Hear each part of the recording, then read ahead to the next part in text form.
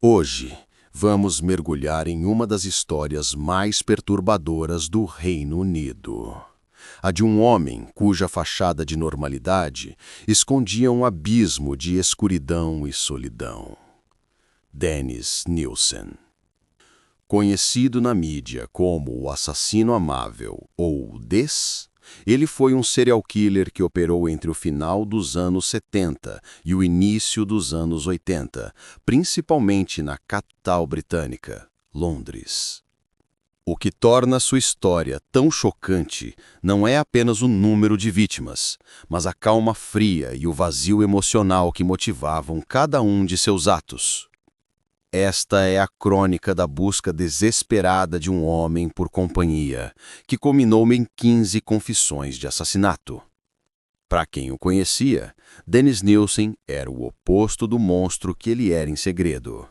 Nascido na Escócia em 1945, Nilsen teve uma infância marcada pela perda e pelo isolamento. Ele serviu no exército, o que lhe deu uma rotina e estrutura. Mais tarde, estabeleceu-se em Londres e conseguiu um emprego como funcionário público no serviço de emprego.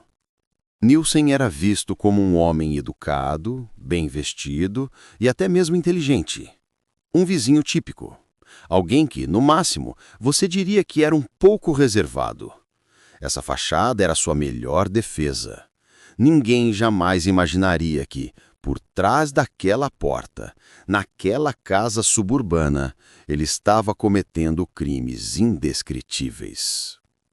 A dicotomia entre o Dennis Nilsen de fora e o Dennis Nilsen de dentro é o que torna este caso tão assustador.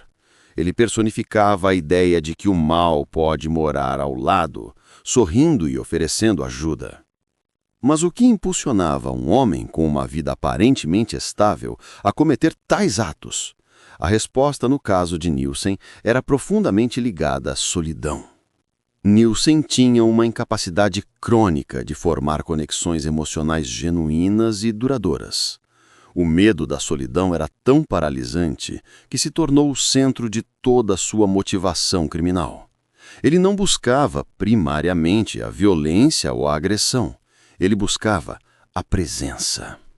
Ele frequentava bares e pubs e procurava por homens, geralmente jovens, que se encontravam em situações vulneráveis, viajantes, sem teto ou aqueles que estavam longe de casa. Ele os atraía com a promessa de uma bebida, comida quente ou um lugar para passar a noite. Eles eram para ele a materialização da companhia que tanto desejava. O padrão era sempre o mesmo: atrair, socializar e então cometer o crime dentro de sua residência. O crime, para Nilsen, era um meio para congelar o momento de companhia. Depois, iniciava-se a fase mais bizarra e prolongada do seu ritual: a convivência. Ele mantinha os corpos em seu apartamento por longos períodos. Ele os vestia, os colocava em cadeiras ou os guardava, tratando-os como se ainda estivessem ali, como companheiros silenciosos que não podiam abandoná-lo. Essa era o ápice da sua tentativa desesperada de evitar o isolamento. O problema para Nilsen era a logística. A convivência forçada com os restos tinha um prazo. Ele cometeu a maioria de seus crimes em Melrose Avenue, onde se desfazia das evidências de maneiras improvisadas. Mas, quando se mudou para o apartamento menor em Cranley Gardens, a dificuldade de descarte aumentou drasticamente. Sem ter como se livrar dos restos de forma discreta, recorreu ao que considerava ser a solução mais simples: tentar descartá-los através do sistema de encanamento do prédio. Acreditava que a água e o esgoto levariam as provas para longe. Foi essa tentativa, no seu desespero logístico, que desencadeou a descoberta. O ano era 1983. Os moradores do prédio em Cranley Gardens começaram a reclamar.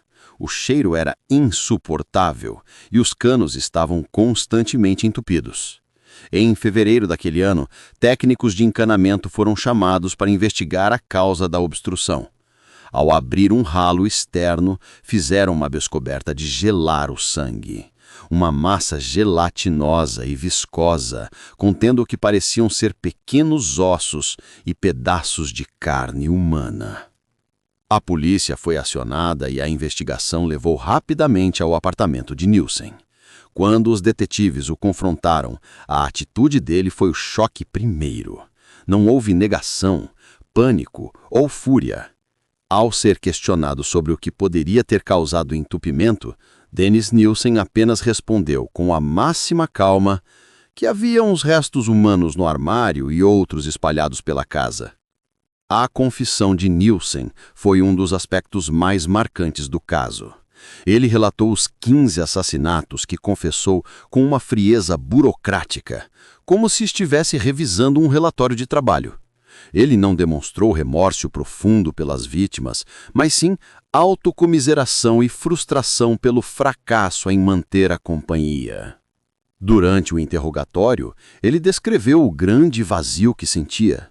Aquele momento de presença silenciosa com os corpos era o mais próximo que ele chegava de se sentir conectado. Ele precisava preencher o vazio deixado pela solidão. O número exato de vítimas nunca foi totalmente determinado.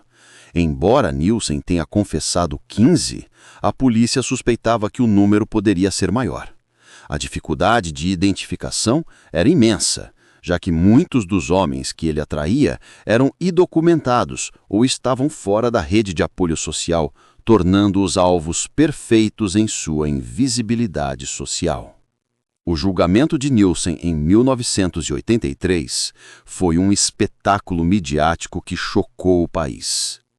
A defesa tentou argumentar insanidade ou responsabilidade diminuída, baseada em seu desejo compulsivo e suas motivações emocionais singulares.